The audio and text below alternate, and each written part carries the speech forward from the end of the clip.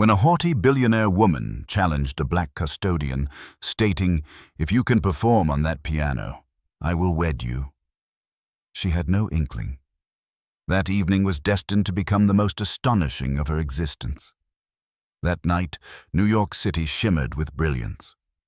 Outside the Whitmore Grand Hotel, powerful beams of light traversed the crimson carpet, with cameras flashing like sudden eruptions of fire.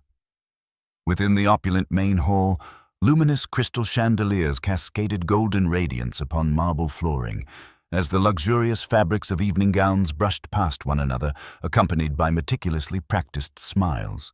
It was an archetypal high society charity gathering, where narratives of benevolence flowed as smoothly as the effervescent champagne, and the hands that had meticulously polished the floors since the early morning hours seemed to dissolve into the ether.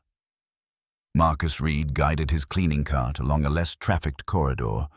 The cloths were folded with the same meticulousness he had employed during his 5 years of employment at the establishment. He was intimately familiar with the unspoken protocols of this environment. The subtle nods of acknowledgement, the gazes that casually bypassed one's presence, the manner in which footsteps subtly shifted to remain outside the camera's focus. A public relations associate passed by, a clipboard clutched in her hand, tilting her chin slightly. "Kindly ensure that staff members remain outside the photographic frame. Thank you." Her tone was neither abrasive nor discourteous. It was simply articulated as if it were an inherent principle, as if the illumination were exclusively designated for specific individuals. At the commencement of his duties, the manager had instructed him, "Marcus, utilize the service elevator, my friend. Do not traverse the main concourse while guests are being photographed." The term "friend" was delivered with an air of cordiality, yet with an underlying detachment, preemptively negating the necessity of acknowledging the conspicuous Marcus emblazoned on his identification badge. A security officer happened to be proceeding in the same direction. His glance was not precisely hostile, but rather trained, observant, and preventative. Marcus presented his employee identification with a polite smile. The officer acknowledged him with a nod and continued on his way. But as Marcus skirted the periphery of the main hall to retrieve some empty glassware, the distinct sound of polished leather shoes pursued him for a few paces. Upon a modest platform situated at the far extremity of the room rested a Steinway & Sons Model D, poised and elegant, evocative of an unspoken promise. Its polished ebony surface reflected the light from the chandeliers, scattering it into myriad tiny constellations. Marcus paused, not from weariness, but because a memory resurfaced, the faint aroma of polished wood, the cool sensation of ivory keys beneath his fingertips. He turned away. He was here for his assigned duties, not for personal indulgence. The throng continued to circulate around him. A lady of considerable social standing halted abruptly when Marcus inadvertently drew near the edge of a camera's field of vision. "Excuse me. Kindly proceed around, please." A gentleman beckoned with a discreet gesture. "You there, Marcus?" The man extended car keys, indicating the entrance. "Where is the valet service?" "Sir, I am part of the maintenance staff. The valet is located at the primary entrance." The gentleman offered a perfunctory, "Ah," his gaze sliding away from Marcus's countenance as if it had encountered an unyielding surface. Marcus was accustomed to such treatment. In this environment, the ability to become unseen was an essential survival mechanism, moving with deliberate slowness along the fringes of gatherings, evading the scrutiny of cameras, circumnavigating pillars, and consistently ensuring he was the last to exit a doorway, thereby obviating any need for others to yield to his passage.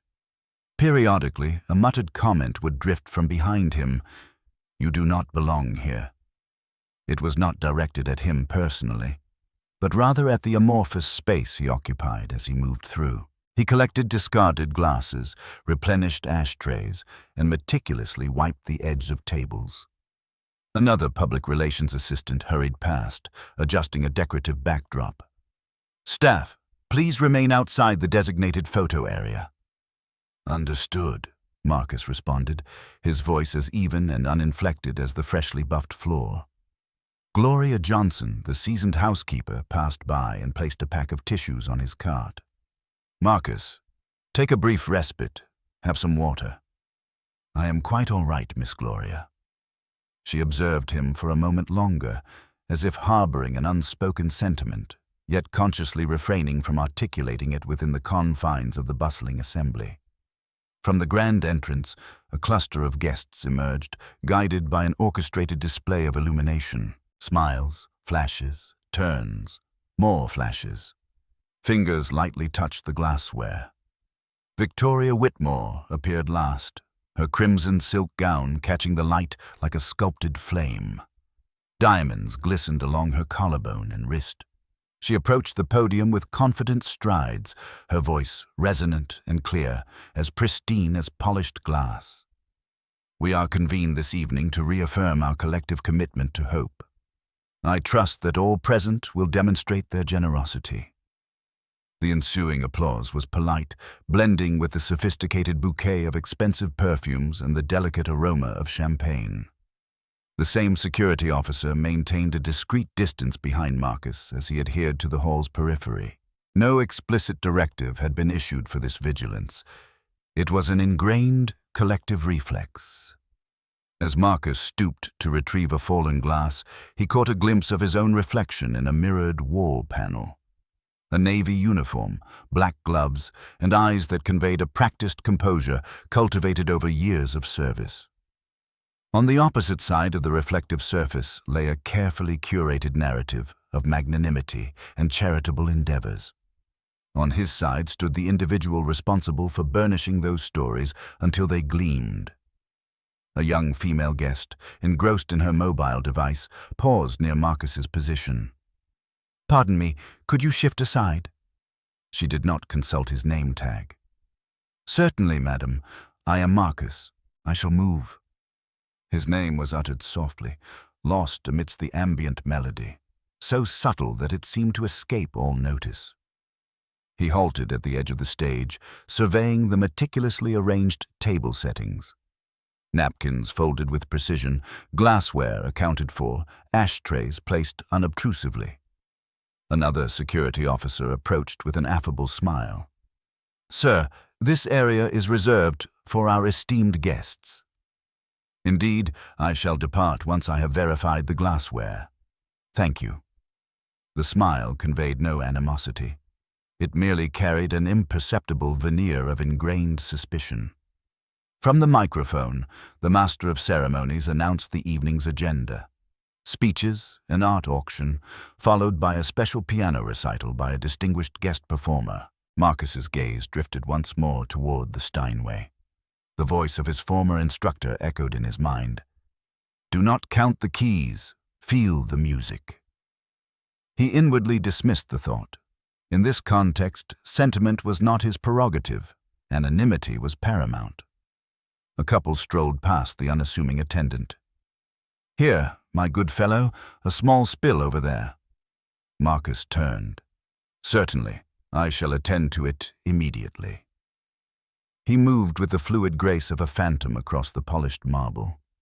Every movement was deliberately minimized to occupy less space than the room itself. Shoulders held low, elbows close to his sides, positioned at an angle that facilitated unimpeded passage. He had mastered the art of existing as a subtle ripple, present in every corner, yet absent from every captured image. Occasionally, a twinge of regret would surface when the piano was briefly tested. 3 disparate chords, a hand engaging the sustain pedal. The resulting sound was rich and resonant, conjuring memories of evenings spent at the piano until his fingertips grew numb, striving to align a melody with its precise placement on the score of his life. Now, that melody resided behind a door he had resolutely secured. The key, he surmised, had been misplaced somewhere along the arduous journey of becoming an individual whose presence was never required. "Marcus, maintain your designated service route," the manager reiterated, his gaze subtly drifting toward the area where donors were arranging themselves for photographs. "Do not cross the main hall." "Understood, sir." Marcus altered his course, proceeding towards the service elevator. At the narrow juncture of two intersecting corridors, he paused, not from exhaustion, but to suppress an indefinable emotion. He then resumed his movement. The gala proceeded with flawless precision. Speeches were delivered at opportune moments. Laughter punctuated the air at appropriate intervals. Cameras captured the intended angles. The system of invisibility operated with equal smoothness. Staff members utilized the secondary pathways. Individuals were referred to as Buddy or You, their names rendered indistinguishable. Glances served as subtle reminders of one's subordinate status.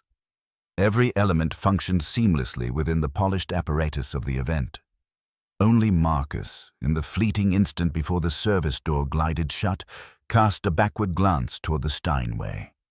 The light from the chandelier shimmered across the piano's surface, pooling into a tranquil luminescence. He exhaled softly, as if depositing a small pebble into a flowing stream.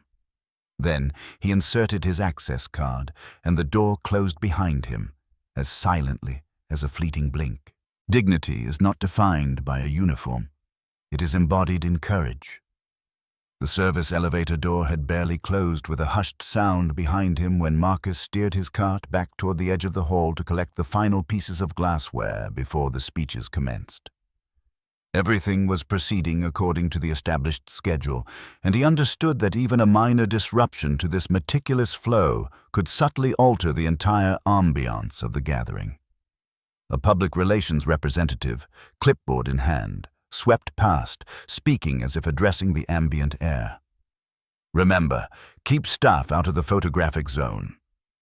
Across the expanse of the hall, a security officer unconsciously mirrored Marcus's movements, operating without explicit instruction. Within the radiant circle of the camera's focus, Victoria Whitmore stood as if she were the unmoving focal point of a meticulously rendered diagram. The crimson silk gown clung flawlessly to her form. Diamonds gleamed as they captured the ambient light, and her smile was positioned at the precise, predetermined angle. A comprehensive list of potential issues occupied her thoughts. An influential shareholder displeased by a recent labor dispute, the presence of an unpredictable journalist, a new benefactor requiring considerable cultivation. The sequence of speeches, the camera placements, the designated seating arrangements for key individuals, these were all elements she knew intimately, akin to memorizing multiplication tables. What remained unconsidered was the human variable operating beyond the confines of her carefully constructed plan. Marcus, bending low to retrieve a glass that had rolled beneath a table, straightened just as Victoria turned away from a camera, flicking her wrist. Champagne cascaded in a golden arc across the crimson silk. A suspended moment of breathlessness elapsed before the assembly's collective attention shifted, eyes converged, and mobile devices were raised. "What in blazes do you think you're doing?" Victoria's voice fractured, sharp as shattered glass. Marcus placed the glass onto his cart, straightened his posture, and extended his hands as if to stabilize the very atmosphere of the room. "My apologies, madam." "Apologies are insufficient," she interrupted. "You have stained this gown. Do you comprehend its considerable cost?" The question was not intended to elicit a response. It was a measure of the chasm separating those entitled to demand and those who required permission simply to exist. A businessman nearby offered a condescending smirk. No custodian could possibly compensate for a blemish on that attire. A wave of instinctive laughter swept through the room. Another voice, amplified for all to hear, declared, "Individuals such as yourself should remain in the background." The security officer advanced, not with overt aggression, but simply positioning himself like a definitive punctuation mark at the conclusion of an accusation. Marcus maintained an even tone. "I can cover the expense of professional dry cleaning, madam." He recognized the inadequacy of his words, as ephemeral as tissue paper. The cost of a single month's wages would scarcely suffice for a boutique cleaning invoice. For Victoria, the weariness of existing within a gilded cage of societal expectations crystallized into an automatic reaction. reassert control. She partially turned, drawing the room's attention back to herself. "How about this proposition?" she inquired. "If you can perform on that piano with greater skill than a seasoned professional, I shall be compelled to marry you." She offered a smile, its resonance cold and sharp, akin to a command to redirect the assembled multitude. A beat of silence ensued, followed by an eruption of sound. Someone jested, "Be cautious. There are more white keys than black ones." A few token gestures, but the eyes remained smiling. The seemingly innocuous quip seamlessly integrated into a deeply ingrained societal pattern. Race disguised within laughter to circumvent direct acknowledgement.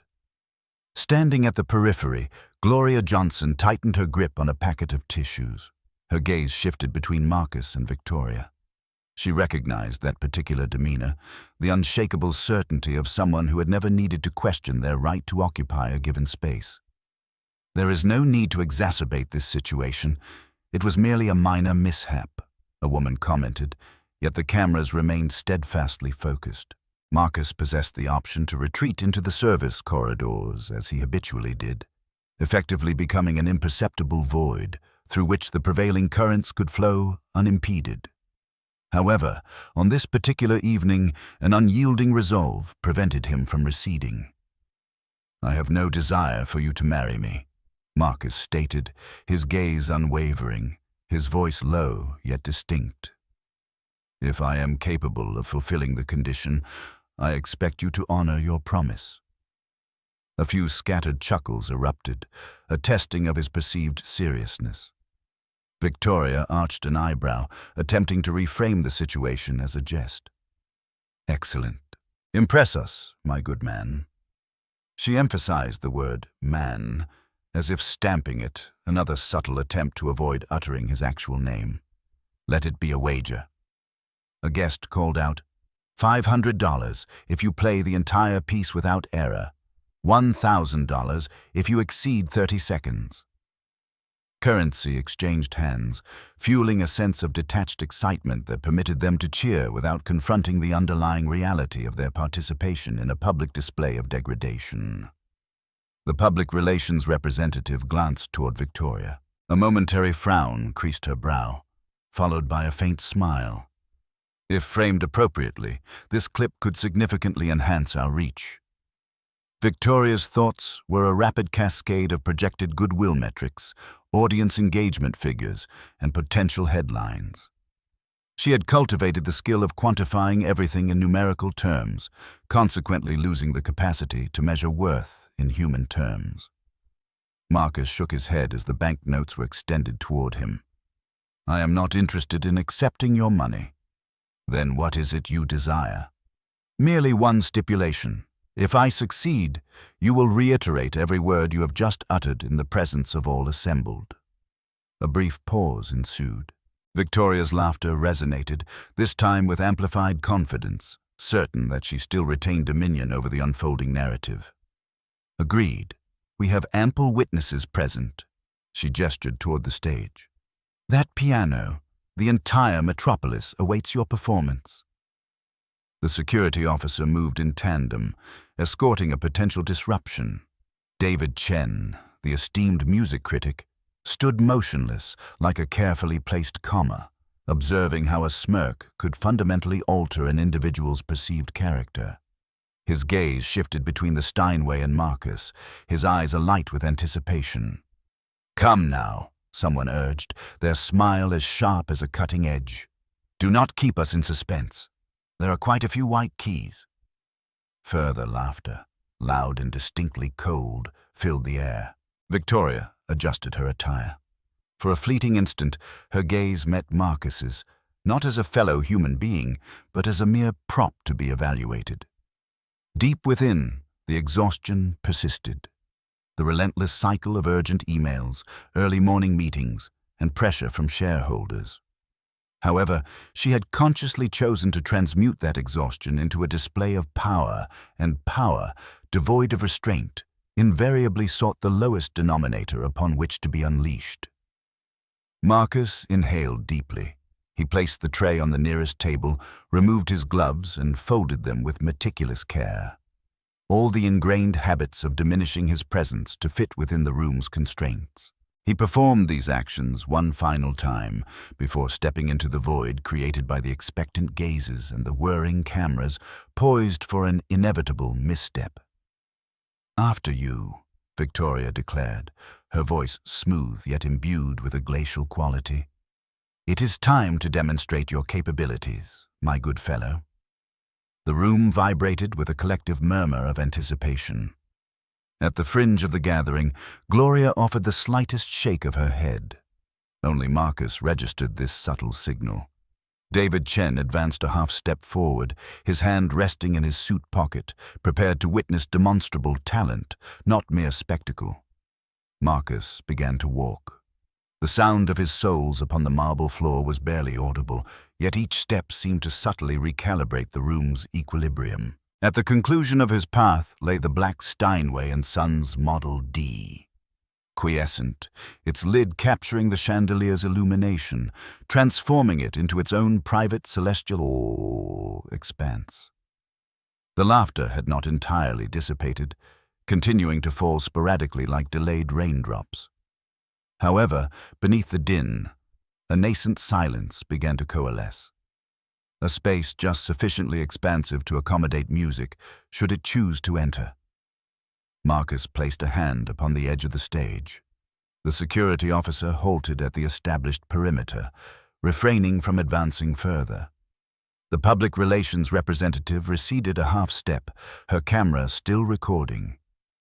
Victoria maintained her head held high, convinced that she still retained control of the moment. But for the first time that evening, Marcus was not striving to diminish his presence. He simply stood at the full stature of a man. "My name is Marcus," he announced, his voice sufficiently resonant for the initial rows to perceive. "Not my good fellow." He then ascended the wooden platform, advancing toward the piano, much like an individual approaching a genuine conversation, rather than a staged spectacle.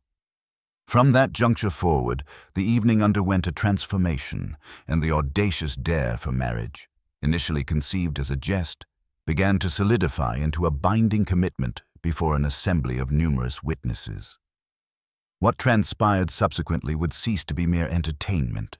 It would evolve into a crucible for dignity, skill, and the integrity of one's word. Immediately following the calm declaration, "My name is Marcus, not my good fellow," the ambient noise of the room seemed to diminish perceptibly. He continued his deliberate walk, each step upon the marble surface measured and unhurried, neither rapid nor sluggish, as if recalibrating his own personal dimensions within an environment never intended for his presence. A stack of banknotes slid forward, accompanied by the distinct sound of wallets being opened. $500 if you perform a complete composition, $1,000 if you do not flee within 30 seconds. The unadulterated excitement allowed them to indulge in merriment without acknowledging that their cheers were in support of a public humiliation. Marcus averted his gaze from the money. "I am not here to perform like a trained animal. I am not participating in your wagers." He then turned towards the individual who had proposed the challenge. "I accept your proposition, and I seek only one thing. If I succeed, Miss Whitmore will honor her commitment in the presence of everyone here." Several whistles erupted, a blend of mockery and testing. Victoria Whitmore elevated her chin, her smile fixed in place. Her mind processed a rapid sequence of risk assessments. The labor dispute from the preceding week, the presence of an unpredictable journalist, the imperative to charm a new benefactor. She perceived the situation in terms of charts and headlines, not in terms of individual human beings. If he faltered, the entire room would erupt in laughter. The matter would be concluded. If he displayed even modest competence, the narrative would be artfully spun into a story of discovering latent talent. What she was unaccustomed to was an employee demanding that she uphold her word. Marcus reached the base of the stage. Two security personnel immediately interposed themselves, blocking his path as a matter of ingrained procedure. Sir, this area is exclusively for performers and invited guests. The tone was courteous, the boundary implicitly defined, yet undeniably firm. Marcus halted, opting not to engage in an argument. He tilted his head to the left, enabling them to observe a Caucasian couple leaning eagerly over the stage's edge, capturing selfies with the Steinway as a backdrop. No one had intervened to prevent them. The guards hesitated for a brief moment, then resumed their positions in front of Marcus. This subtle incident starkly illuminated the inherent disparity within the gathering. The identical rule was being enforced selectively, impacting only one individual. At the edge of the hall, Gloria Johnson observed this disparity, her lips compressing into a thin line. This was not an unprecedented occurrence. A deep, clear male voice interjected. "Allow him passage." David Chen, the music critic, had been standing nearby. He did not raise his voice, merely shifted his shoulder slightly. "Tonight, my sole interest is in experiencing music, not in witnessing the movement of barricades." The guards exchanged glances, then stepped aside partially, creating an opening, yet continuing to flank him as if escorting a potential risk in motion. Victoria's brow furrowed almost imperceptibly. She disliked any external influence dictating the evening's tempo. The public relations representative touched her sleeve and murmured, "It would be more advantageous if Mr. Chen were to speak. It lends an air of legitimacy." Victoria inhaled, reinstating her smile to its practiced setting, the one she had meticulously refined throughout her life, adeptly transforming emotion into procedural action. A female guest muttered, "They ought to clean the piano as well. Imagine the sweat." The remark, though outwardly polite, carried a subtle undercurrent of bitterness and inherent bias. Marcus removed his gloves, folding them neatly and placing them atop the tray, a small, definitive action akin to shedding an invisible uniform. He then looked up at Victoria.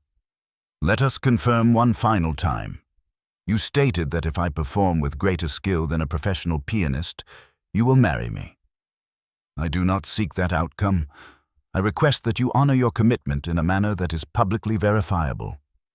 A male guest chuckled. "Astute, customizing the prize." Another added, "Honor her word." "In what way? Perhaps by writing a check?" Marcus shook his head. "I do not require financial compensation. I require tangible proof that words spoken within this context hold genuine consequence." David Chen inclined his head in agreement. "You are advocating for public accountability." "Precisely." Within Victoria's eyes, a momentary flicker of hesitation appeared, only to vanish moments later. Throughout the room, mobile phones were raised. Numerous small lights blinked. The risk assessment chart replayed in her mind. The hashtags associated with labor protests, the conservative shareholders, the potential for negative press. She smiled, decisively concluding the internal debate. "We are all present as witnesses." David Chen added, "And should his performance be judged at a professional standard, I shall convey that assessment to the press." A brief wave of applause rippled through a segment of the assembly. A portion of the audience was prepared to value principle over mere spectacle. Marcus nodded, stepping onto the raised platform. One security guard instinctively moved closer. Marcus did not acknowledge his presence, his focus fixed solely on the path ahead. For years, his trajectory had consistently been obstructed by mechanisms disguised as polite protocol. Tonight, however, he was advancing under his own recognized identity. "Allow him passage," David Chen reiterated, his tone firm, as if appending a definitive period to the statement. The guard froze momentarily, then moved to the periphery. Below, the couple capturing selfies continued their jests about white keys and black keys. No one admonished them. The attention of the entire assembly was riveted upon a single individual, and the collective expectations were building toward an inevitable downfall. Marcus stood before the Steinway & Sons Model D. He placed his palm upon its lid. The surface felt cool, solid and intimately familiar. He did not open it immediately. Instead, he looked down, addressing the challenger by name. "Miss Whitmore, I require you to articulate one specific statement. Clearly, I will honor my commitment." For the first time that evening, Victoria missed a beat in her composure. She was unaccustomed to reciting lines authored by another, but with an overwhelming number of cameras present and the public relations representative offering affirmative nods to solidify the narrative, she raised her chin. "I will honor my commitment." The final syllable was as delicate as a thread. It served simultaneously as a pledge and a confinement. Gloria released a breath that only Marcus perceived. He lifted the piano's lid. The hinge yielded with a soft, precise click. In the front row, a woman whispered to her companion, "What if he truly possesses the talent to play?" Her friend shrugged. "Then we have acquired a compelling story." Their perspective remained centered on the narrative, not on the individual. Victoria maintained her smile, her thumb brushing over the now dry champagne stain. The persistent fatigue at the base of her neck, the residue of demanding meetings, urgent emails, and challenging shareholder interactions had been readily channeled into this dare as easily as snapping her fingers. A prickle of unease traced its way through her. What had prompted her to offer that proposition so readily? Then, the polished rationale of public relations smoothed it over once more. If he succeeded, we'd be credited with discovering a gem. If he faltered, the audience's amusement would be ours. It was a no-lose situation. Somewhere beyond the room's gilded doors, the concept of self-respect still awaited its turn. Marcus eased the bench away and settled onto it.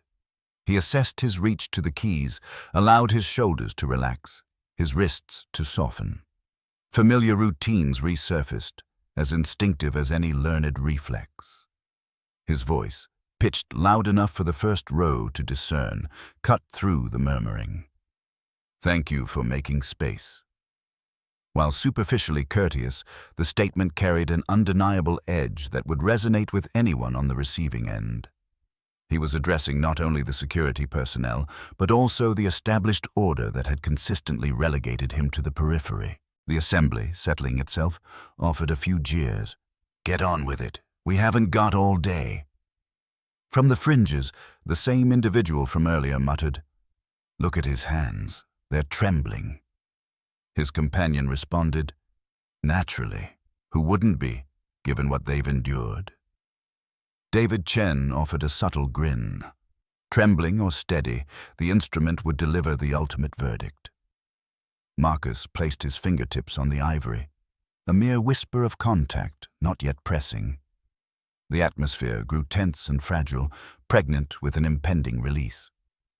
He had declined the financial incentive, ensuring that the declaration, "I will honor my commitment," echoed before witnesses, and had then proceeded through the checkpoint under his own name. All that remained was the resonance of the piano. And when it finally materialized, it did so not with a clamor, but with a soft exhalation that seemed to caress the very air. Marcus depressed the initial key with the delicacy of one gently touching the surface of water.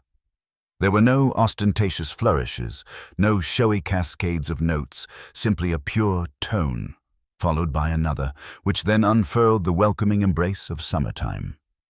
He opted for a rhythm slightly more leisurely than customary, allowing each melodic phrase ample space to breathe. His left hand provided a gentle grounding, akin to bare feet connecting with a warm summer pavement.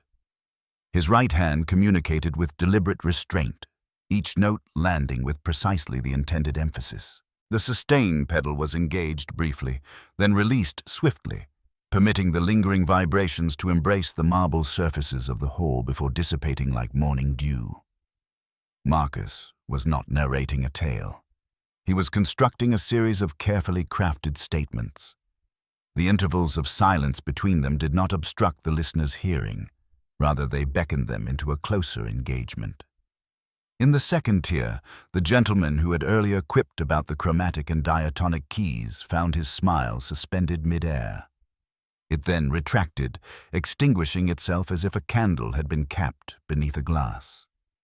His champagne glass ceased its subtle tremor. A woman recording video muted her device, placing it face down as if fearful of generating any auditory disturbance. The room's initial amusement did not vanish abruptly. It diminished, dried, and receded to the periphery. David Chen leaned forward, his experienced gaze absorbing every detail. He observed the manner in which Marcus anchored a foundational low note, maintaining the melodic line's equilibrium, and the way he eschewed ostentatious technical displays in favor of measured restraint. The touch was exquisite, the tone warm, not a warmth achieved through artificial means, but through genuine intention, the mark of a musician who comprehended his message and his audience.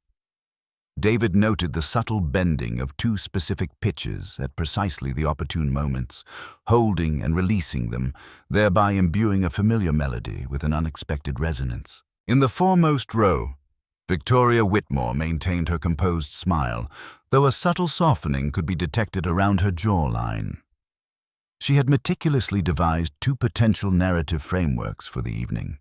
However, this particular soundscape belonged to neither. A fleeting recollection from his maritime past brought to her mind an image of herself at the age of 10, seated at the family's old upright piano, her elderly instructor gently guiding her hand and imparting the wisdom. Silence, too, is a note. Young Victoria had detested that lesson. At that time, silence signified absence, a void of financial security, influence, or public acclaim. Yet, in the present moment, the silence Marcus wove into the ambiance carried a distinct gravitas. The Steinway responded to him as if they shared a long-standing familiarity. During the bridge, Marcus introduced subtle harmonic shifts, deepening the texture. Not to darkness, but to a richer dimension. He sustained a single pitch for a duration that prompted an awareness of anticipation within the listeners. That singular moment transformed the gathering from a crowd seeking entertainment into a truly attentive audience. Servers moved with a newfound slowness. Security personnel relaxed their guarded stances. The public relations representative, for the first time throughout the evening, ceased her internal monitoring of the event's progression. Marcus directed his gaze at no one in particular. His demeanor was one of serene composure. His shoulders were relaxed, his back at ease, his eyes occasionally half-lidded, not as a performative affectation, but out of a deep engagement with the way the notes resonated against the walls, returning like gentle waves. He was not presenting an image of himself. He was reconnecting with his core identity. Each phrase he articulated effectively revised a line on a professional record that had been previously invalidated. No longer the accommodating associate, no longer relegated to a subordinate role, no longer associated with those of his perceived station. In this immediate juncture stood Marcus Reed, an individual possessing both a name and a voice. From her vantage point at the hall's edge, Gloria Johnson's eyes glistened. As Marcus introduced a delicate embellishment, she was transported back to countless mornings spent observing the staff clocking in, each carrying a life story that remained unacknowledged. She felt the music intermingle with their journeys, as if someone had emerged from the service corridors, placed a chair directly in the center of the crimson carpet, and declared, "Take a seat, share your story." Somewhere across the expanse of the room, the pervasive hum of the HVAC system, a background noise to which everyone had grown accustomed, receded from conscious awareness. The gentleman holding the cigar lowered his hand. A woman adjusted her wrap and forgot to complete the motion, her fingers resting idly in her lap. Someone began to sigh, only to halt, hesitant to disturb the delicate balance of the moment. Victoria cast a glance at the faint champagne stain adorning her gown, now dried into a subtle ridge. She attempted to rationalize the situation in terms of reputational damage and potential media opportunities, but the thoughts refused to coalesce.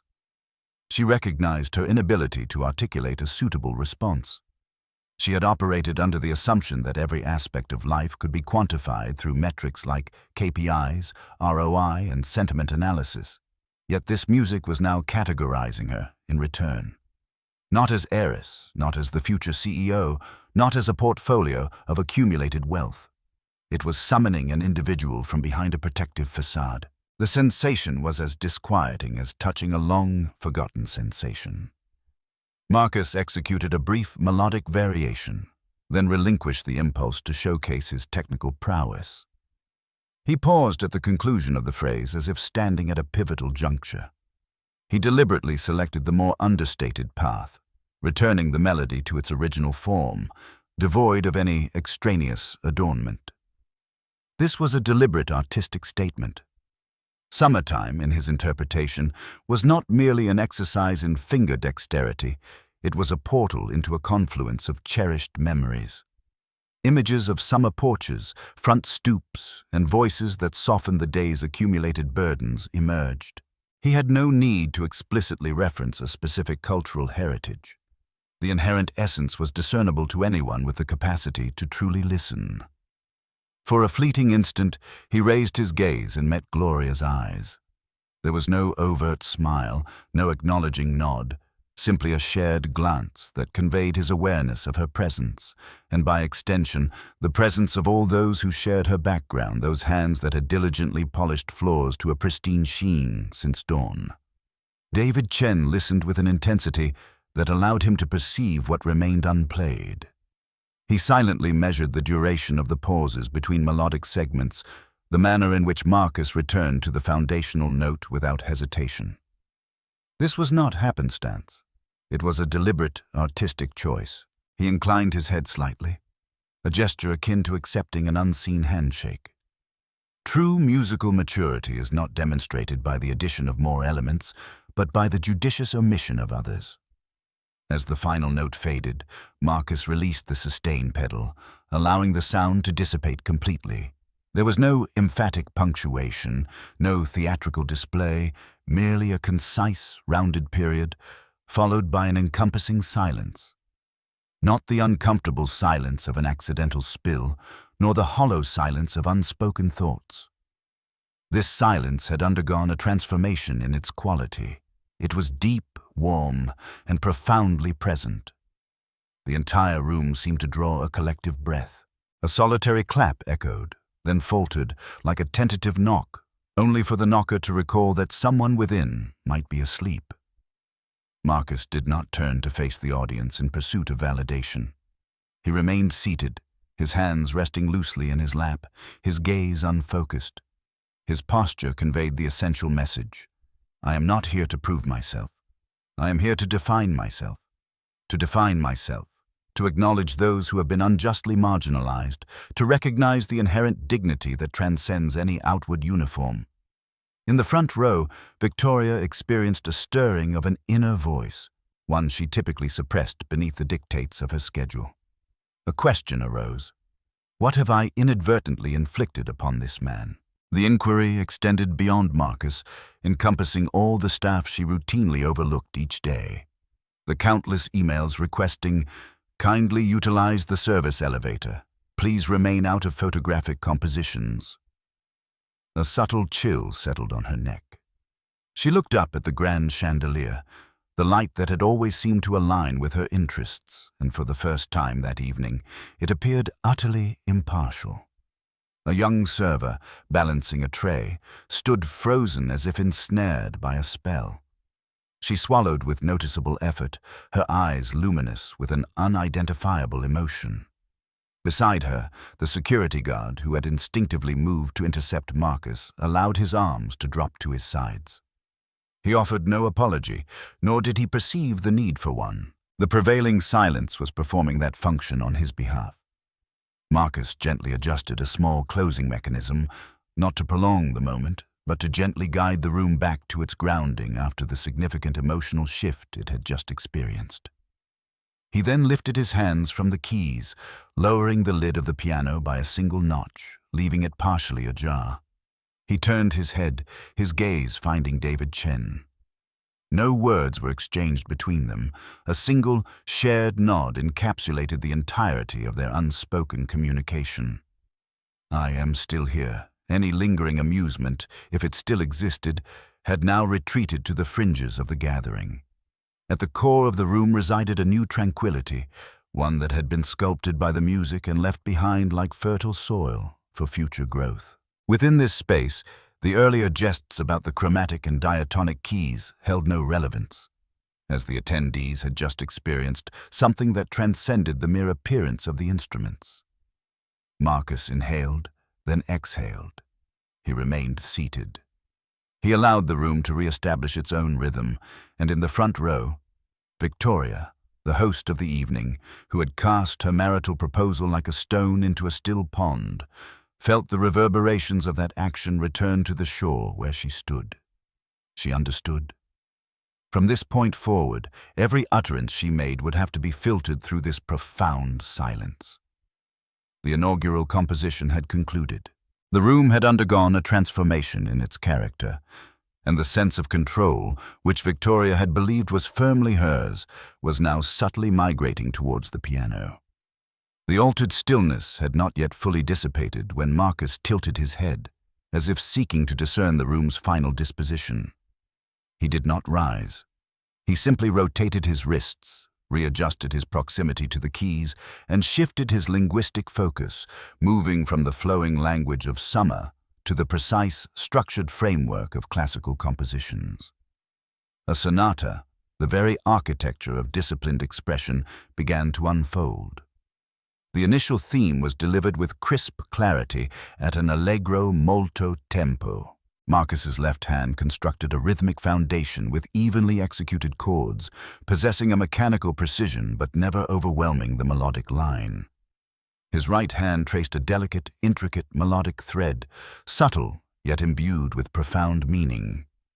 He employed the sustain pedal judiciously, releasing it precisely at the points of articulation, thereby allowing each structural element to emerge distinctly rather than being obscured by a haze of emotional resonance.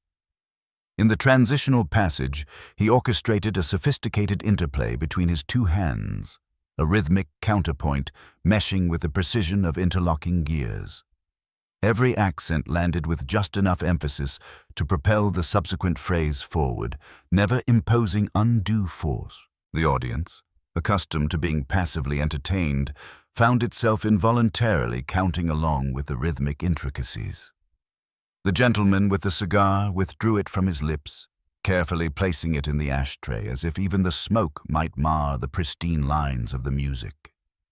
An elderly woman tilted her head, her gaze sharpening, a reflexive habit of someone who had once devoted themselves to piano study, now scrutinizing the harmonic voicings. In the rear of the hall, a young man lowered his phone, abandoning the vertical recording mode entirely. Perhaps the brief video clip no longer seemed sufficient. David Chen shifted his position by half a foot, leaning in to better capture the mid-range frequencies. He noted the exceptional control, the seamless legato achieved by the fourth and fifth fingers, the clarity of the trills unmarred by extraneous notes, and the smooth transition from pianissimo to fortissimo without any audible strain. During the developmental section, Marcus deconstructed the theme into fragmented elements, then reassembled and recontextualized them. The dynamic arc ascended through intellectual rigor rather than raw impulse. David exhaled softly, almost imperceptibly. Virtuoso. The word emerged in two distinct beats, conveying more caution than certainty. Marcus was not endeavoring to capture hearts. He was constructing a bridge of understanding. Those who had attended with the intention of casual amusement grasped this midway. They found themselves standing before genuine artistry. The subtle rustling of chairs subsided. The security guard who had previously positioned himself to block Marcus relaxed his stance. For the first time that evening, his gaze was not watchful, but absorbed. Victoria Whitmore sat erect, the smile affixed to her face resembling a well-worn mask. With each phrase, she felt the invisible dashboard within her mind flicker. KPIs, headlines, public sentiment, a fleeting signal before reasserting itself. She glanced towards the public relations team. "Isn't that enough?" she silently questioned. The eyes of her colleagues shifted uncertainly. "If we conclude at the peak, will face severe criticism. Victoria bristled at a situation that had slipped beyond her management. She desired to conclude the performance, to bring the evening back within the predetermined outline she had envisioned. At the conclusion of the section, Marcus allowed the rapid arpeggios to flow like a gust of wind, breaking against the dynamic progression just before reaching a crescendo, and then deliberately refraining from pushing further. He returned to a softer dynamic, concluding the phrase with a cadence as clear and defined as a boundary line. This exemplified the power of restraint, the awareness of potential intensity, and the conscious choice not to unleash it. Another silence ensued. This time, applause erupted instantaneously, sharp and resounding. It was not the polite, perfunctory clapping of a formal gala.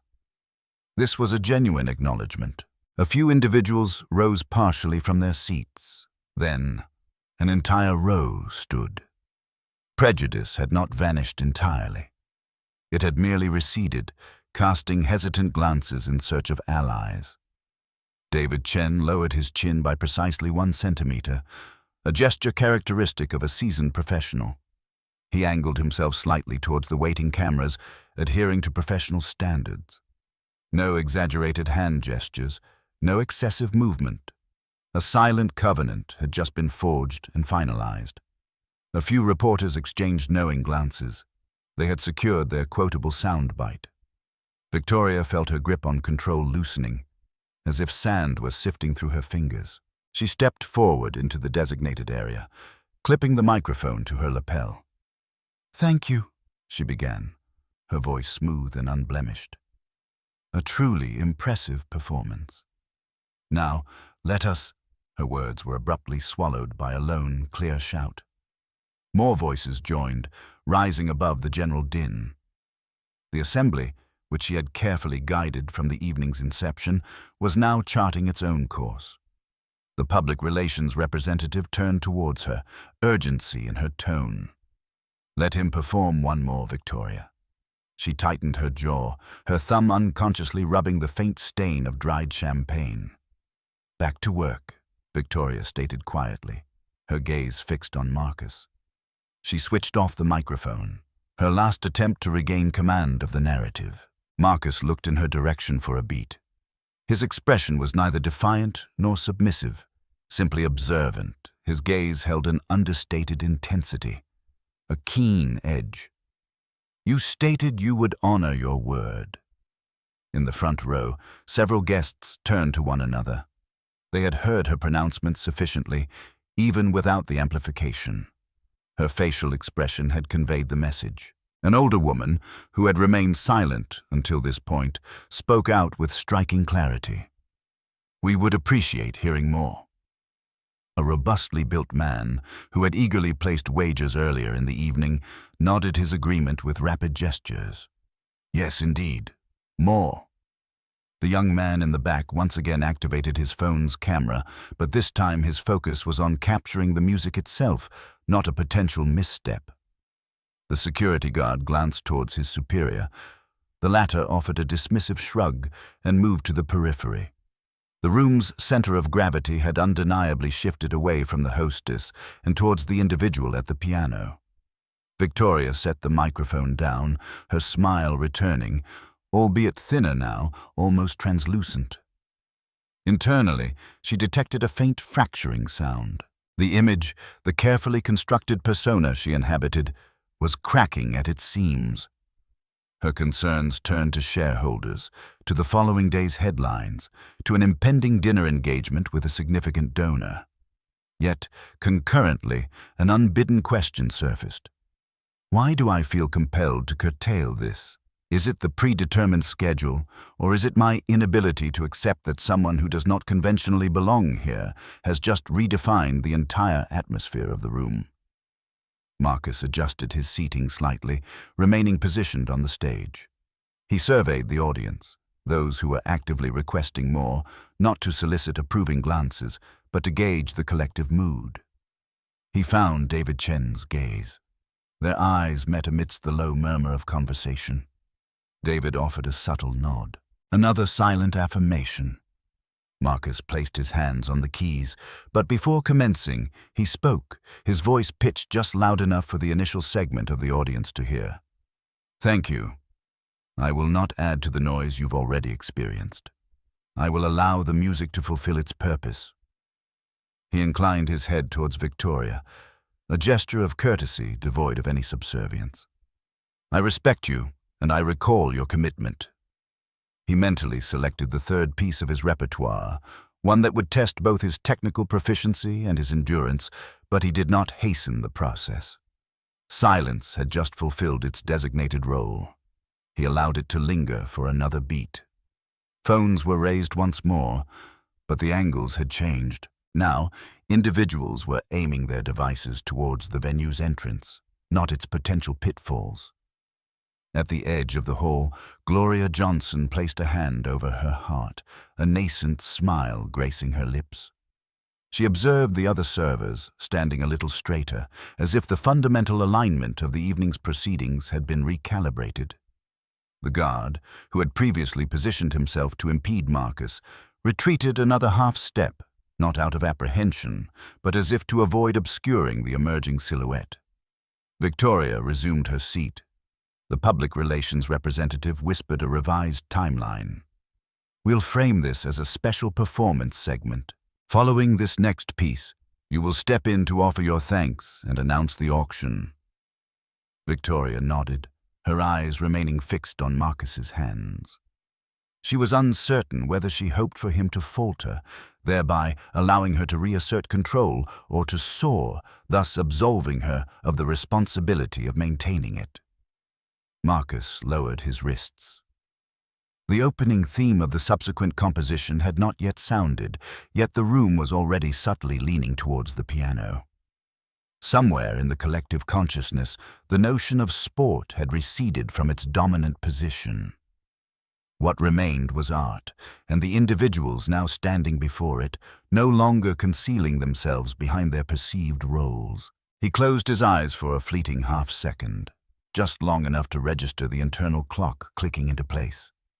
Then he opened them and struck the initial note. The room, akin to a sail catching a favorable wind, swelled, and the evening decisively shifted into a new trajectory. The very first note landed, and the entire room leaned in towards the piano. Marcus effectively sealed off any lingering uncertainty. There would be no more gentle lullabies, no more separate architectural constructs of discipline.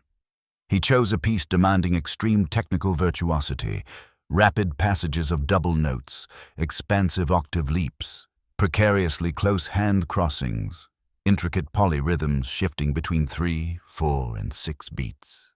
Seamless transitions between phrases without interruption. This was not a composition intended for mere pleasantry. It was a formidable summit requiring both physical strength and mental fortitude. His left hand drove a rhythmic ostinato, as smooth as a mechanical belt drive. His right hand wove intricate melodic patterns with the precision of a sewing machine. In the second section, he manipulated the theme into a left-hand trill, a challenging and rarely attempted maneuver, while his right hand navigated the upper register with the delicate precision of a tightrope walker.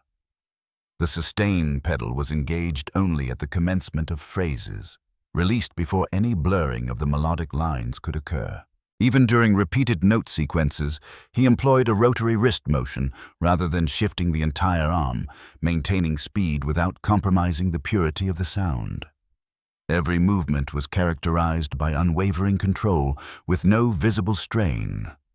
The audience held its collective breath in awe of the visible challenge being met. The man who had once quipped about the chromatic and diatonic keys withdrew his hand from his glass. The security guard, who had previously blocked Marcus's path, was now unconsciously leaning forward. Gloria Johnson gripped the edge of a table, the pulse in her wrist clearly audible with each beat. The public relations representative looked up from her screen, abandoning an unsent text message. Laughter had long since departed the room. What remained was undivided attention. Victoria Whitmore attempted to erect a mental barrier with haste. This was her event. This was her narrative to control. If necessary, she would cut the performance short. However, the music defied any such enclosure. It forged its own path through the opulent chandeliers, past the recording cameras, and beyond the calculated formulas of key performance indicators. In the concluding section, Marcus propelled an octave tremolo to the very edge of a fortissimo dynamic, then deliberately refrained from breaking through. He reined it in, diverting into a brief glissando, and returned the phrase to a piano dynamic, executing a graceful command to cease. The transition was so seamless that the entire whole seemed to shift subtly forward by half a step. Silence. One beat, two, then an explosion of sound. A thick, univid standing ovation erupted. The front row rose, followed by the rows behind them. Chairs scraped, glasses chimed, but no one seemed to notice or care. Phones ascended like a dense forest. No longer were they seeking to capture a faltering moment, but rather to preserve an indelible experience. At the edge of the stage, David Chen offered applause a half-beat later than the rest, as if to meticulously measure its impact, then spoke just loudly enough to be captured by an ambient recording device. At a very high professional standard. Marcus remained seated, his hands resting loosely. He did not yet bow. He returned the moment to the audience. The ensuing commotion belonged to them. Victoria grasped the microphone. "Thank you," she began, but the applause did not diminish. One group of guests shouted, "Encore!" Another called out, "Marcus!" She attempted again, her voice maintaining its practiced smoothness. "Oui!" This time the applause surged like a tidal wave. It was not hostile, simply not hers to command in that particular moment. The public relations representative whispered urgently at her shoulder. "Don't cut him off now." Her phone buzzed incessantly, displaying internal messages, social media notifications, and an email from legal counsel. "Avoid binding statements. Marriage is a personal legal matter." From the audience, a man's voice rang out. "You promised to marry him if he played better than a professional." Another voice joined in. "Keep your word." Numerous cameras swiveled to her face, the stage spotlights accentuating the rise and fall of her collarbones with each breath. She vividly recalled her earlier declaration, "I will uphold my commitment," words Marcus had prompted her to repeat. Now, they felt like a manacle clasped around her wrist, not a legal restraint, but a moral one. Internally, two opposing forces clashed. On one side, her reputation, shareholders, donors, legal counsel, and prenuptial agreements. On the other, an assembly of witnesses, a distinguished critic's professional judgment, and a viral video. She understood that legally, her jest held no weight. Marriage couldn't be coerced. She could dismiss it as mere exaggeration, but within the court of public opinion and professional ethics, she was trapped. Seeking an escape, the narrative shifted to promises made by heirs, then broken, leaving her locked into a personal, seemingly irrational, and risky decision. Marcus stood just as the applause began to wane. He didn't approach the microphone but offered a slight bow, a gesture of respect to the standing audience. Then his gaze settled directly on Victoria, devoid of any demand or pressure, simply a silent reminder. "Your promise is in your hands." David Chen leaned out from his row, his voice projecting clearly.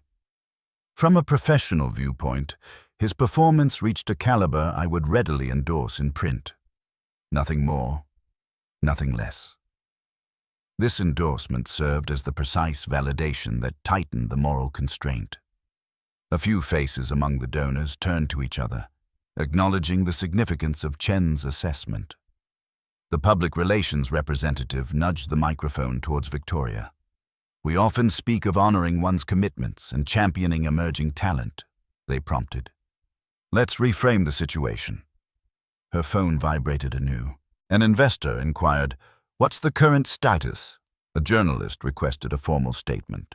Corporate legal counsel texted, "Do not affirm any intent to marry." Victoria's mind flashed back to her teenage years, the first time she'd been advised, "Don't let anyone else steer you. Keep your own hands on the wheel." Now it felt as though the music itself was guiding her. "We'll pause here," she attempted, but a voice from another part of the room interjected, "No, more." The audience wasn't being disruptive. They were united. This collective sentiment, expressed through applause and the critic's pronouncement, was compelling her to confront her own words. Marcus raised his hand, signaling for a moment of quiet. He spoke just enough. "I don't require a wedding. I require people to honor their commitments." This statement shifted the focus away from marital law and back to the integrity of one's spoken word, a principle everyone could grasp and evaluate. An older woman, her voice clear and authoritative, called out, "You can fulfill your promise in another manner, but you must fulfill it." Several heads nodded in agreement. A potential resolution emerged: no forced union, but also no broken pledge. Victoria swallowed hard. She wasn't inherently unkind. She was conditioned to succeed, and success, in her view, meant maintaining absolute control. In this instance, however, she needed to learn a new definition of winning, not the strategically advantageous move, but the ethically correct action. A second standing ovation swept through the room, this one acknowledging the night's redefinition of integrity. Even the security guard joined in, his applause slightly out of sync but undeniably genuine. Gloria dabbed at the corner of her eye with a napkin. David Chen put away his phone, as if submitting his testimony. At the far edge of the hall, an elderly woman peered intently. "I recognize him," she murmured. Her neighbor leaned in. "I believe he used to be associated with the conservatory." Marcus read. His name, woven into the fabric of the evening, was about to create a dramatic turn, revealing his identity and past. Victoria heard conservatory and felt a tightening in her neck.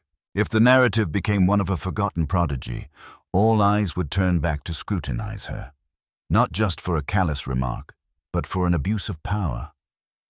She placed the microphone down and took a deep breath. The event before her was no longer a mere gala. It was an ethical tribunal, and the jury, already on their feet, was fixed upon her. Marcus returned to the piano, resting his hands on the lid as if concluding his performance. He declined the microphone, allowing the silence to perform its next function, compelling the room's influential figures to confront the sound of their own breathing.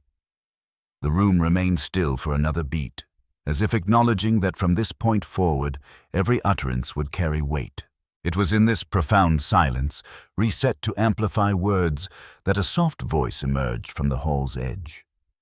"I recognize him," the older woman said. Heads turned. She stepped forward slightly, adjusting her glasses. Marcus Reed." The name detached itself from the informal moniker and settled into the room like a perfectly fitting latch. A few individuals repeated it silently, savoring the reemergence of a known identity. "He performed at the City Theatre when he was 22, she stated firmly. "That encore, I remember it flawlessly." A man with silver hair and gold-rimmed glasses nodded in agreement.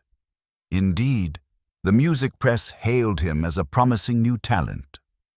A younger guest quickly accessed his phone. The screen illuminated an old photograph. A young man in a black suit bowing before a piano. David Chen narrowed his eyes, delving into his professional recollections. "I recall reading that review and attending a masterclass. My professor mentioned your name." He turned towards Marcus, offering a slight nod, as if confirming a connection that had never truly been severed. Victoria Whitmore's breath hitched.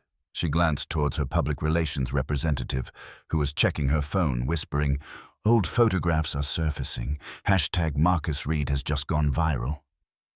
Victoria's own phone buzzed. An email from legal. "No public statements regarding marriage." A text from an investor. "What is happening?" But the one phrase she couldn't ignore was Marcus Reed.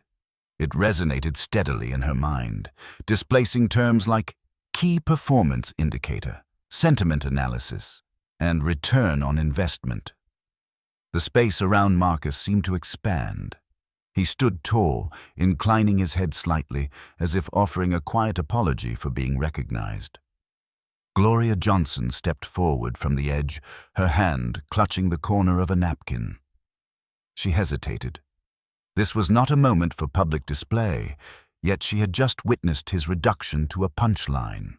Raising her voice just enough to carry, she said, "If we're discussing Marcus, allow me to share the full story." The room instinctively quieted in anticipation of the seasoned voice. "Marcus's mother was ill for an extended period," Gloria stated plainly, her tone devoid of tears. They managed on 2 incomes, hers and his. As her condition deteriorated, medical expenses arrived like a tempest. His first piano, the one he had diligently saved for through scholarships and part-time jobs, was sold to cover hospital costs. A woman brought her hand to her mouth. A man slowly placed his glass on the table. Gloria looked at Marcus, seeking his silent consent. He nodded, closing his eyes for a brief moment. She continued, "He withdrew from the conservatory, took on night cleaning positions to manage rent, pay off debts, simply to survive and continue with his music." Gloria searched for the right words. Music became intertwined with the scent of antiseptic, with sterile white sheets, with the rhythmic beeping of medical monitors. He locked it away. David Chen added his perspective, his tone professional yet empathetic. "Talent doesn't vanish. It simply buries itself when it lacks sustenance." He scanned the room, ensuring his words resonated with those outside the musical realm. Gloria lowered her gaze, then raised it again, her expression firming. "And this isn't solely about financial hardship," she declared, clipping her words. "Someone once told him, after an audition, 'We require someone who fits the venue. Your hair needs tidier styling. Refrain from playing with such emotional range. Your demeanor should be more professional.'" She wasn't embellishing. Those seemingly polite words were subtly insidious. On another occasion, a security guard blocked his access at a stage door, directing him to use the service stairs, despite his having an official invitation in hand. A quiet gasp escaped from the 3rd row before subsiding.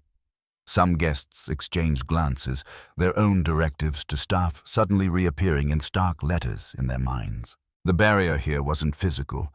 It was an ingrained etiquette, a mindset. Marcus heard his name spoken throughout the room. Marcus, not Buddy. Each utterance felt like a small hammer chipping away at old paint. He drew a deep breath, held it, and exhaled slowly. He didn't want the evening to devolve into his personal tragedy played out in public. But Gloria wasn't recounting a sad tale. She was identifying the underlying issue, the polished system that had marginalized him.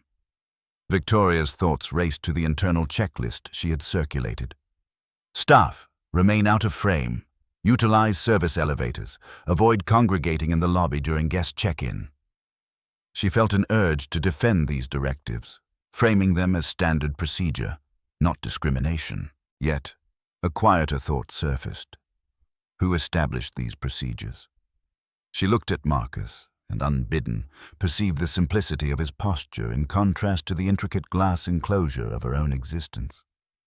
David Chen offered a subtle nod to Gloria, a silent acknowledgement of her directness. He added the professional context. He attended the conservatory. He led the piano class for 2 consecutive semesters. He recalled, "I have an old note from a professor. It mentions deep touch, a wide musical ear, and pedal control, rare for his age." He omitted the instances where Marcus lost funding because his profile didn't align with the program's image. While the full weight of that omission was too pointed to articulate at that moment, attentive listeners had already made the connection when Gloria mentioned the need to fit the venue. A middle-aged man frowned.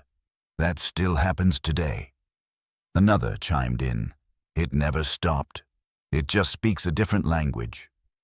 A rare sense of shame, palpable at a gala, now permeated the atmosphere. It wasn't overt, but it was heavy. Victoria lifted the microphone, then set it down. She understood that anything she might say now would be filtered through the newly illuminated ethical lens. She glanced at her public relations representative, who subtly shook her head. "Don't defend. Listen." This advice was alien to someone whose life revolved around strategic direction. But tonight, silence once again occupied the appropriate space. Gloria concluded, her voice steady. "He doesn't require anyone's pity. He simply needs to be addressed by his name and not be denied access to doors that should already be open." She turned to Marcus, a smile gracing her lips. "Tonight, you opened one yourself through your music." Marcus nodded, his eyes moist but unwavering. He surveyed the room, observing individuals who had previously laughed now sitting upright. The guard who had obstructed him now offering a slight bow, and Victoria, her face momentarily blank, as if seeing her own true reflection. "I didn't leave music because I fell out of love with it," Marcus stated, speaking about himself for the first time that evening, his voice low and clear. "I left because every note I played reminded me of the hospital room. I needed to focus on something fundamental, earning a living, settling my debts, surviving." He paused. "Tonight, I remembered why I pursued music in the first place. Not for applause, but to establish myself as an individual." This declaration resonated, a second lock clicking into place within the room. Recognition was no longer solely about skill. It had evolved into a shared understanding that they were in the presence of a complete human being. From the edge of the hall, the woman who had initiated the recognition softly said, "We have lost you for far too long." David Chen responded as if formally entering it into the record. "Henceforth, record it correctly, Marcus Reed." Marcus offered a faint smile and a nod. Victoria Whitmore found herself amidst a rising tide of opposition. She recognized that the established order had shifted.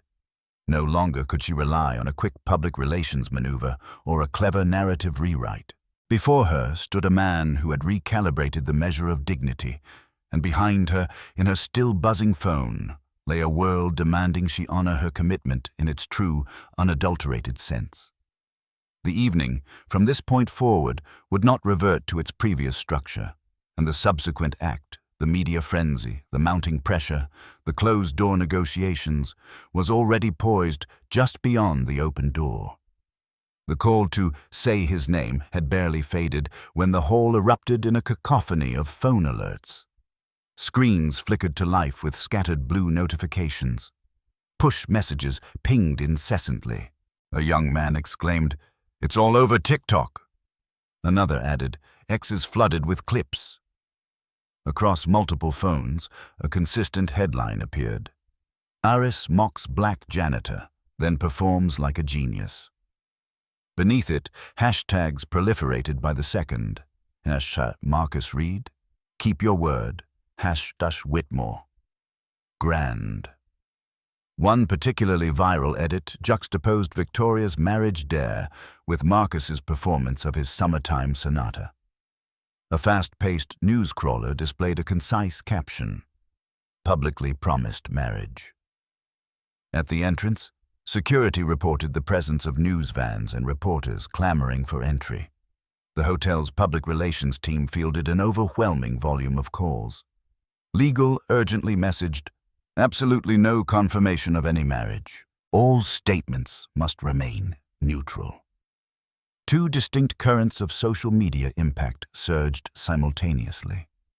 On one side, comments demanding justice flooded in. "Respect dignity. Keep your word. Incredible, Marcus." On the other, the darker undercurrent swelled with mockery, intruding into his personal life. Doctored images transformed tragedy into a spectacle. Even the applause was fragmented and repurposed into meme formats. Victoria felt her grip on control loosen, like coat buttons popping free. The metrics displayed on her mental dashboard, sentiment, reach, risk, flashed red and green like a stock market ticker. An investor texted bluntly, "Do not allow personal matters to become corporate commitments." Legal sent another message. "Marriage is a private matter and cannot be publicly binding." The public relations representative leaned in to whisper, "One misspoken word, and we'll be dealing with damage control for a week." Standing before the piano, Marcus remained motionless. He observed the crowd being drawn into a maelstrom of digital clips. This was not the outcome he had intended to create that evening. He looked up, his voice calm but clear enough to carry. "We are turning this evening into a spectacle," he stated. A few heads snapped up. He turned to Victoria. "I suggest we discuss this privately, not to conceal, but to move from ridicule towards rectifying the situation." A murmur of dissent rippled through the room. "No, speak here. Honor your commitment in front of everyone." David Chen raised his hand for quiet. "If you seek a proper resolution," he advised, "both parties need to communicate like adults." He wasn't shielding anyone. He was safeguarding the integrity of the decision-making process. Gloria Johnson added, leaning towards Conscience, "Let them talk." Victoria met Marcus's gaze. There was no pleading, no threat, only an invitation. A tension within her eased. She offered the slightest nod. Her public relations representative instantly mapped out the next step. "Manager's office, second floor." Security cleared a path through the throng of people and cameras, creating a corridor of elbows and hushed murmurs. A few shouts followed, but David Chen interposed with a calm deflection. "You will receive your answer. Give them 5 minutes." The front row seemed to quiet, stepping back slightly. The vortex shifted from Marcus's immediate vicinity to fix upon Victoria's retreating back. The office door closed, the surrounding noise diminishing as if a volume knob had been turned down. Victoria leaned against the desk, her thumb absently rubbing a faded champagne stain. A familiar habit signaled her tension. Her phone glowed with incoming calls and texts. Her legal team, the PR group, 2 shareholders, a reporter. Marcus remained standing at a measured distance from the desk, his hands loosely clasped. "I am not here to compel you into a wedding," Marcus began plainly. "My request is for you to honor your commitment in the correct manner, both to the individual and to the ethical standards of this establishment." Victoria looked up. "Honor a commitment? Can that be quantified?" Her tone remained smooth, yet dry. Years of experience had taught her that everything needed to be translated into measurable units before it could be effectively managed. Marcus nodded. "It can. A public apology, using my name, acknowledging the action and its repercussions. None of that vague, if anyone was offended language. 2 concrete commitments." He ticked them off on his fingers. "The Reed Family Scholarship Fund for underprivileged music students, quarterly free community concerts, and mandatory bias awareness training for management, commencing with you." He paused, his gaze steady. 3. Procedural changes. Eliminate the directive to keep staff out of frame. Address employees by their names. Cease blocking service elevators without valid cause. Implement listening sessions with frontline staff and establish an anonymous feedback channel. Victoria heard the words training, listening, and dropping procedures, and felt a surge of irritation. To her, these were synonymous with a loss of control. She suppressed the reflex and inquired, "And your contribution?" "I receive no financial compensation. I am offered an opportunity to return to music, to perform for the public, especially in underserved communities. I will offer guidance on fostering a culture of respect, not on stage, but in the corridors, in emails, and within meeting agendas." Within Victoria's mind, 2 internal voices contended. The ingrained voice urged, "This is a crisis.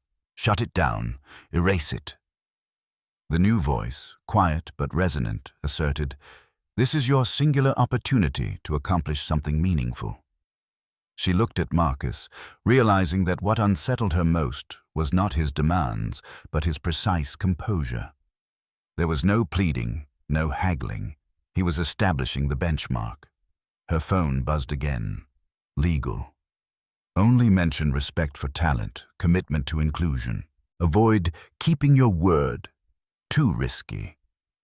PR added, if we pivot to scholarships and community programs, a positive spin is achievable. An investor warned, avoid setting a precedent. These directives all pointed towards a safe, conventional path. Speak diplomatically, act minimally, but that safety now carried inherent risk. The assembled crowd had already heard the phrase, keep your word. Evasion would only amplify the situation. If I agree to this, Victoria asked slowly, will it be perceived as an admission of systemic failure? Marcus replied, if the system has a flaw, acknowledging it is the essential first step towards correction. She hesitated for a beat, struck by the straightforwardness of his response. From childhood, she had been taught to win, not to admit fault. Yet, on this night, winning meant being in the right. Regarding her statement, I will marry you, Marcus, she clarified. No one possesses the right to force a marriage. You can uphold your commitment in a humanistic sense. Utilize your influence to uplift, not to subjugate. The words settled into the room with a fitting weight, clear and unadorned. They paused. The distant clamor outside the hall felt like surf crashing against the shore. For the first time, Victoria released the pressure of her thumb against the champagne stain. I require one thing, she stated. I do not wish to become a character in someone else's viral clip. If I agree, I will articulate it in my own words. Marcus responded, Victoria, all I need is for it to be done. The words are yours. The undertaking is ours. The door creaked open. PR peeked her head in. They're waiting. Television crews are already inside. David Chen stood just outside the threshold, posing a simple question. Are you two all right? Marcus turned to Victoria. She took a deep breath, not for effect, but to make a deliberate choice. I will issue an apology, announce the establishment of the Scholarship Fund, the Community Concert Series, management training, and procedural reforms, she declared crisply, listing them as if presenting an investment portfolio, albeit one investing in people. She looked up at Marcus. You will accompany me, but when I speak, I will be the one speaking. Marcus affirmed, I will stand there to corroborate with my name when necessary. Victoria swiftly typed a message. Prepare statement, no mention of marriage. Emphasize keeping your word through action. Legal responded with a draft. Unconditional apology plus specific commitments. She read it, deleted the hedging phrase, if anyone was offended, and replaced it with, I was wrong. It was a small alteration, but it carried significant weight. Before opening the door, Victoria paused, posing a question that was part business, part truth. If I falter, what will you do? Marcus replied, I will remind you of your commitment publicly. She nodded, accepting a constraint she had spent her entire career actively avoiding.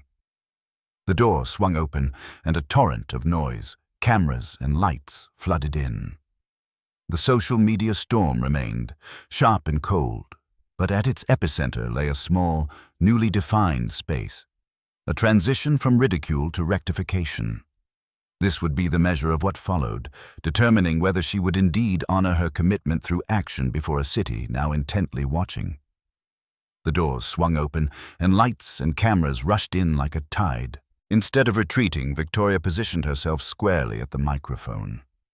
Marcus angled himself just to her right, close enough to share the overwhelming noise, yet far enough not to detract from her presence. David Chen stood in the front row, a silent, official seal of approval, while Gloria Johnson remained at the edge of the hall, still clutching the corner of her napkin. Victoria surveyed the room, inhaled deeply, and this time did not read from the prepared, cautious draft. Tonight, I was wrong. she stated.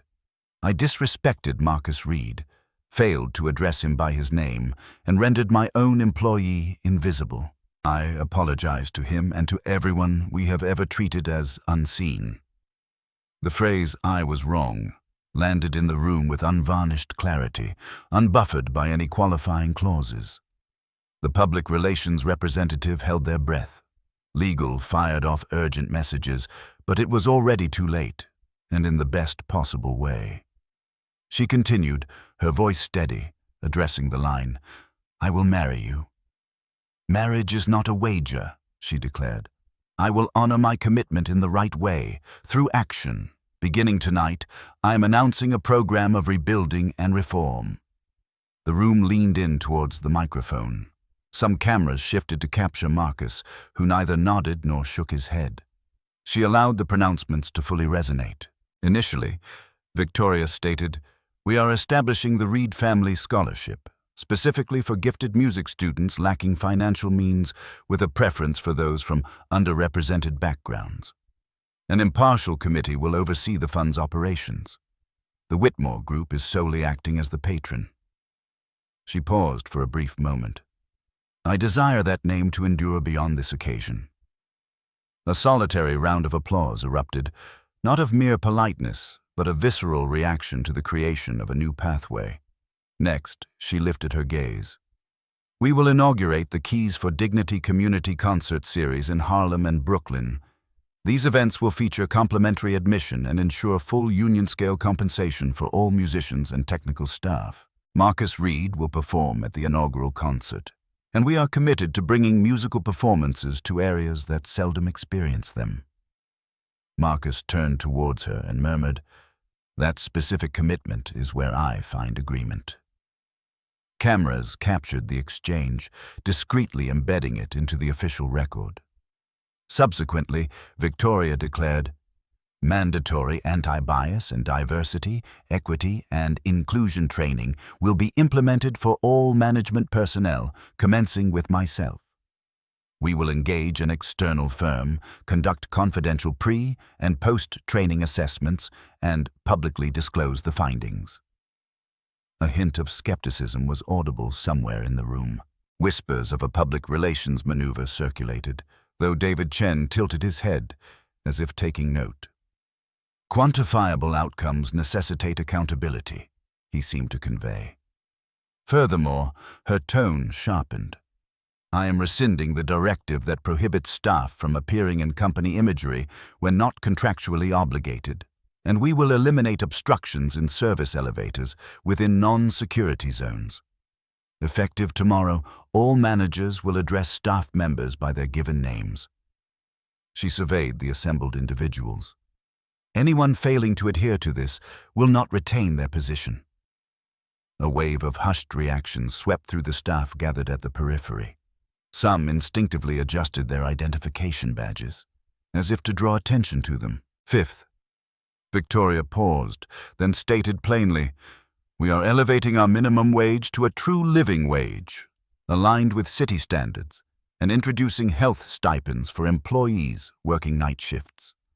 This will be implemented by the close of the next fiscal quarter." An involuntary sound of astonishment escaped the audience. This was no longer about public image. This was about financial commitment. Sixth, she proceeded more slowly.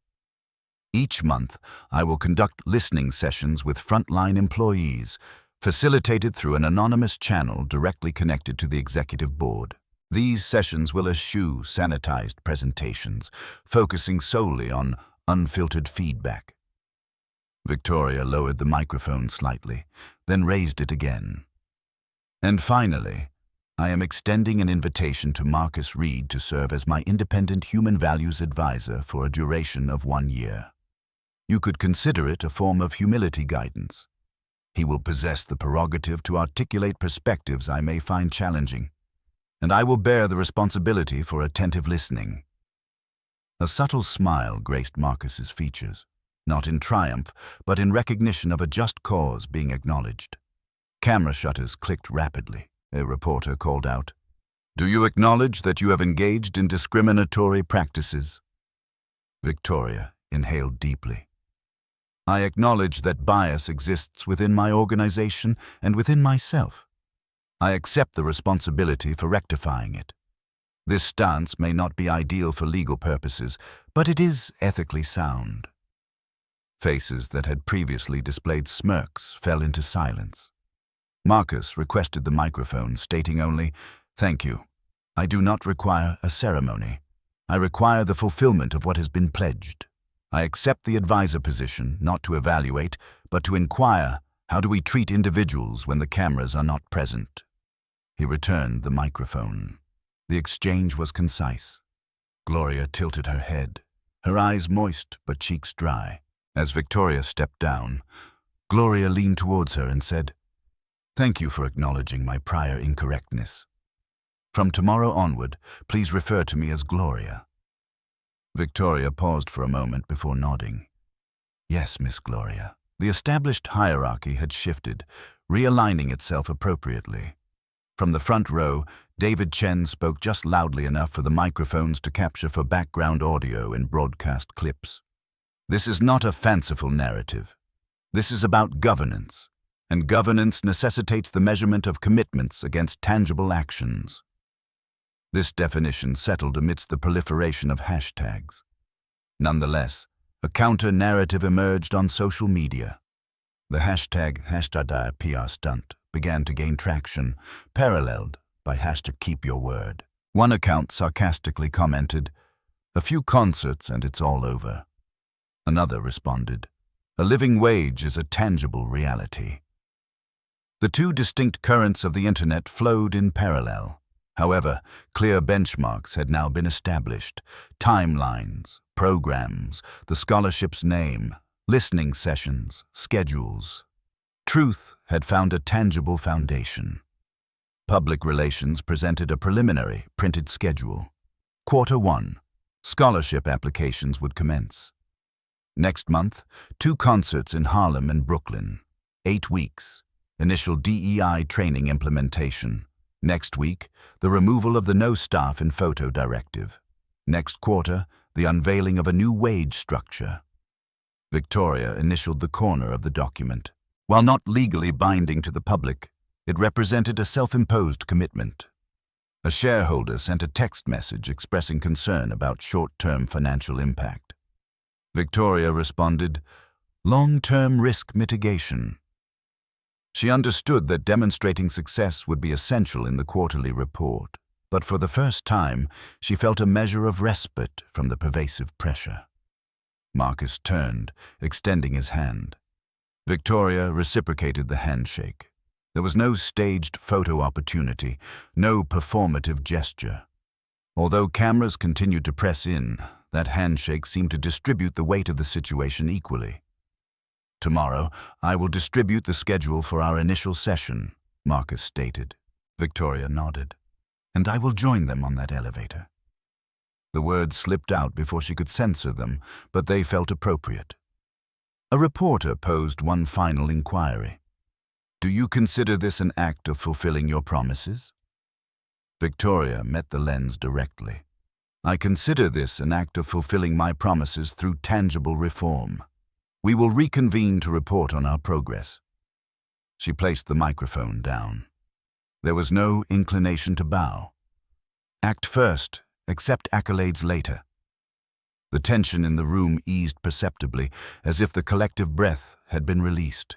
The social media storm continued to rage externally, but at its core, a framework had been established. The scholarship, the concerts, the DEI initiatives, the revised compensation and benefits, the new policies, the listening sessions, the human values advisor, all elements that would either prove enduring or reveal those who failed to uphold their commitments. Marcus regarded the piano for another moment. He would not be performing again this evening. The music had served its purpose, subtly altering the room's atmosphere to allow the words to take root. The subsequent phase would involve meticulous planning and execution. As the camera lights dimmed, he observed Victoria approach Gloria first. She spoke softly and clearly. "Miss Gloria, I appreciate you reminding me of the truth."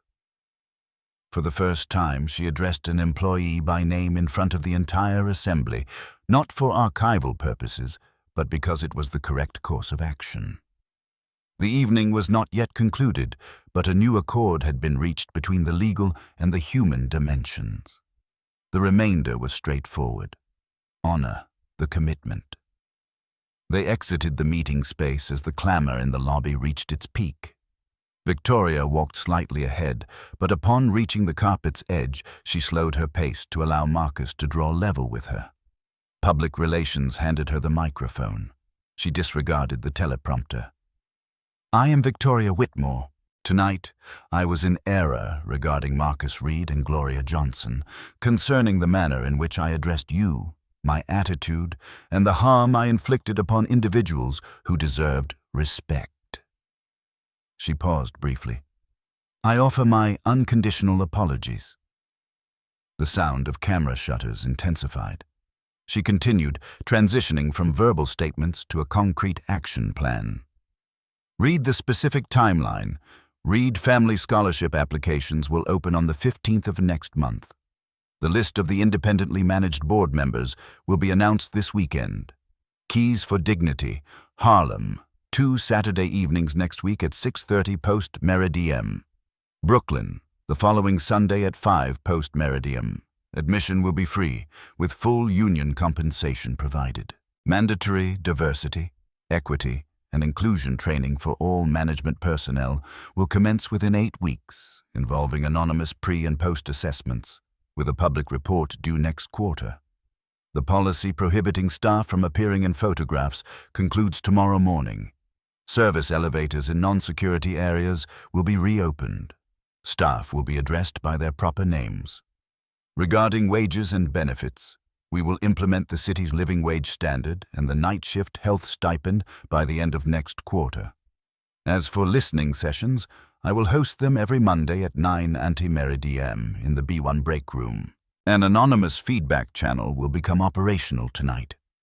She closed her notebook and looked directly ahead.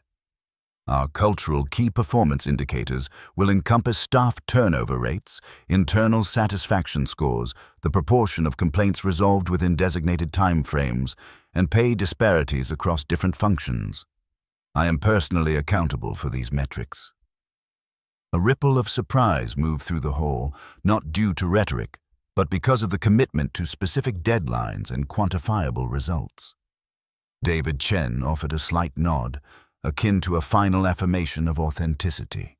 Victoria lowered the microphone and turned towards the staff positioned at the room's edges. "Miss Gloria, thank you." Then, addressing those in the blue, white, and black uniforms, she continued, "Tomorrow, should I address any of you informally, please remind me to use my own name." A few subdued, relieved chuckles were heard, but this relief possessed an underlying strength. Public relations signaled the technical team.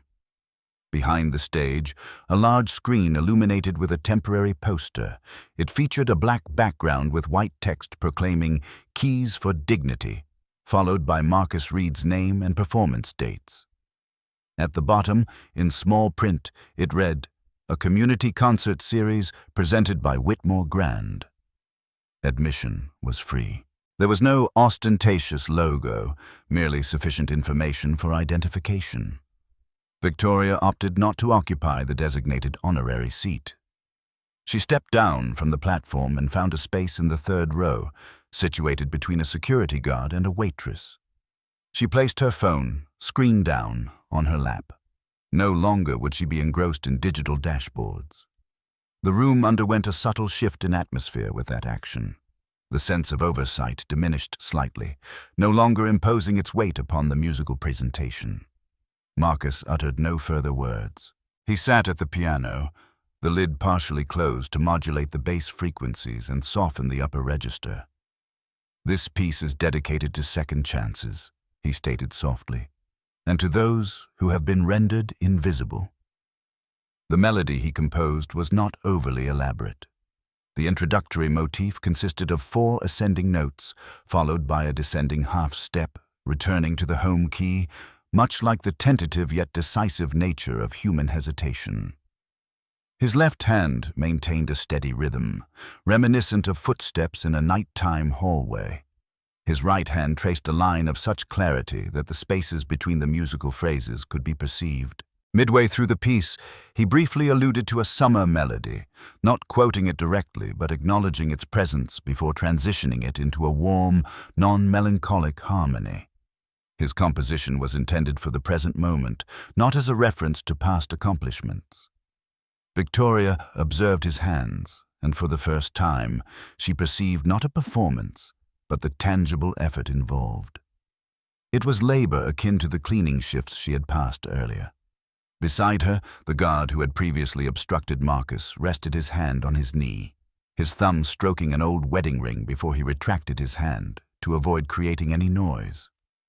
The waitress to her left kept time with her eyes, her lips forming a subtle, unspoken agreement. In the final passage, Marcus omitted any elaborate flourishes. He returned to the initial four-note sequence, this time rendered more softly, evoking a room that had learned the art of sincere apology. He released the sustain pedal before the final tone could linger. Silence descended once more, now feeling like a space perfectly proportioned for anyone to occupy. The ensuing applause was steady and full, yet not excessively loud. As the applause subsided, Marcus stood and offered a modest bow, sufficient to express gratitude, not to discharge an obligation. He met Gloria's gaze. She responded with a nod. "Well done, Marcus." He then met David Chen's eyes. Chen's reply was, "I'll see you in tomorrow's column." Victoria joined everyone else in standing. She turned to the guard. "My name is Victoria. What is yours?" "Darren." "It's a pleasure to work with you, Darren. Tomorrow, I'll be utilizing the service elevator. Will you show me the way?" Darren nodded, the corners of his mouth relaxing, a subtle awkwardness present, as if someone had returned to him the recognition of his inherent worth. A group of guests approached Gloria, inquiring about the Monday listening session. She retrieved her notebook, jotted down their names, and stated, "Please use service elevator B, but next week, everyone will access the main entrance." It was a remark with a dual meaning, half jest and half truth, enough to elicit laughter from several individuals. Public relations had placed a hastily printed roadmap on the check-in table, detailing timelines, key contacts, and an anonymous email address. Victoria's signature was scrawled in the corner, not for display, but as a mark of accountability. A few younger staff members captured photographs and forwarded them to their internal group chat. The initial comment that appeared read, "Call me by my name." The second stated, "See you Monday." David Chen paused before the Keys for Dignity poster and commented to a reporter, "The most compelling narrative isn't the hero-villain redemption arc. It's the fact that after the final note concludes, we still have work to do." It was the sort of statement that, if included at the close of a news segment, could temper the Internet's tendency towards premature conclusions. Don't anticipate the ending. Await the report. As guests began to depart, the "No Staff in Photo" sign, positioned in a concealed alcove, was removed by the technical crew. They hesitated, seeking Victoria's direction. She nodded. "Remove it. Do not reinstate it." The exposed screw holes remained visible, a stark reminder of past transgressions. Marcus remained until the very end. He covered the piano keys with a cloth, his hand resting there for a moment longer than necessary, akin to someone closing the door on a familiar dwelling. Victoria approached. Without a microphone or any cameras present, she said quietly, "Thank you for not reducing me to someone else's soundbite. Tomorrow, if I falter, remind me." "I will, and if I honor my commitments, remind me of that as well." Marcus smiled. "I will, so that others can witness it." Outside, New York City descended further into the evening. Inside, individuals exiting the hall passed the cleaning crew beginning their shift. They exchanged greetings, addressing each other by name, not perfectly, but in the appropriate direction. The concluding sentiment of the evening did not originate from a microphone. It was conveyed through the manner in which those individuals looked back at those whom they had previously rendered invisible with a newfound clarity and closeness. Dignity requires no uniform. It demands courage. The evening at Whitmore Grand concluded, but the lesson commenced. Dignity requires no uniform. It demands courage. And a promise holds value only in proportion to the actions taken to fulfill it. Have you ever experienced a moment of invisibility or witnessed someone else being treated in such a manner? What action would you take to speak up in a similar situation? If this narrative resonates with you, please like and share it with your friends and subscribe to ensure you don't miss subsequent episodes.